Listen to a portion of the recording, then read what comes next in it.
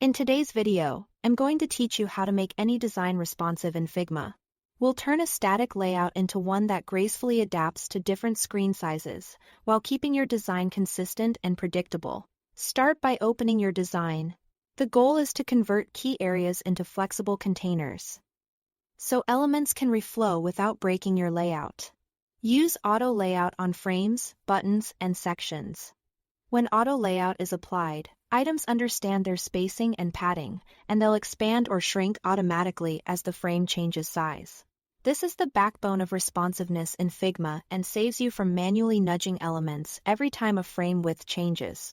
Organize related elements into frames and apply auto layout to those frames. Group navigation items into a frame. Wrap card content into a frame, and do the same for footers or hero sections.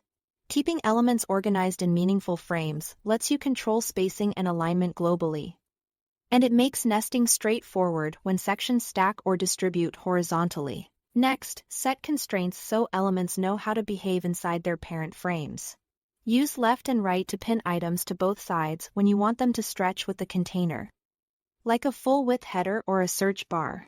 Use center to keep items locked to the middle, which is helpful for logos, titles, or any element that should remain anchored even as the canvas widens or narrows.